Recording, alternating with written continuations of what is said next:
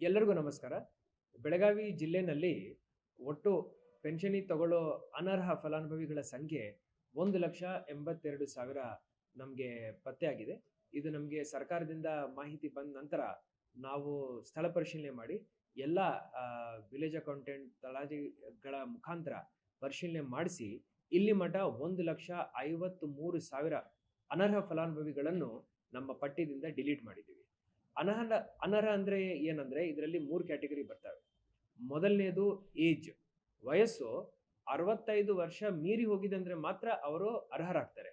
ಆದ್ರೆ ಎಲ್ಲ ಡಾಕ್ಯುಮೆಂಟ್ಗಳಲ್ಲಿ ಅದಕ್ಕಂತ ಕಡಿಮೆ ವಯಸ್ಸು ಇರೋವರು ಪೆನ್ಷನಿ ತಗೊಳ್ತಾ ಇದ್ದಾರೆ ಅಂತ ಹೇಳಿ ನಮಗೆ ಆ ಸೂಚನೆಯಲ್ಲಿ ಮಾಹಿತಿ ಬಂದಿದೆ. ಸೊ ಅವರನ್ನು ತೆಗೆದಿದ್ದೀವಿ. ಜೊತೆನಲ್ಲಿ ಇನ್ಕಮ್ 35,000 ಇರಬೇಕಿತ್ತು. ಅದಕ್ಕಂತ ಜಾಸ್ತಿ ಇನ್ಕಮ್ ಸರ್ಟಿಫಿಕೇಟ್ ಇರೋವರನ್ನು ನಾವು ಈ ಒಂದು ಪಟ್ಟಿದಿಂದ ಪೆನ್ಷನಿ ತಗೊಳ್ಳೋ ಅರ್ಹ ಪಟ್ಟಿದಿಂದ ಅವರನ್ನು ಹೊರಗಾಕಿದ್ದೀವಿ. ಮೂರನೇದು ಸ್ಥಳಾಂತರ. ಈಗ ನಮ್ಮ ಜಿಲ್ಲೆನಲ್ಲಿ ಇರಲ್ಲ, ಬೇರೆ ಕಡೆ ಇರ್ತಾರೆ.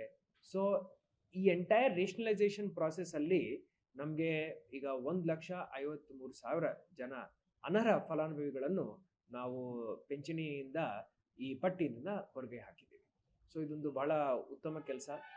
ಹಾಗೂ ನನ್ನ ಕಂದಾಯ ಇಲಾಖೆ ಎಲ್ಲ ಅಧಿಕಾರಿಗಳಿಗೆ ನಾನು ಮೆಚ್ಚುಗೆ ಹೇಳಲೇಬೇಕು. ಅವರೆಲ್ಲರೂ ಹಗಲು ರಾತ್ರಿ ಕೆಲಸ ಮಾಡಿ ಈ ಒಂದು ಪಟ್ಟಿಯನ್ನು ಕ್ಲೆನ್ಸ್ ಮಾಡಿದ್ದಾರೆ.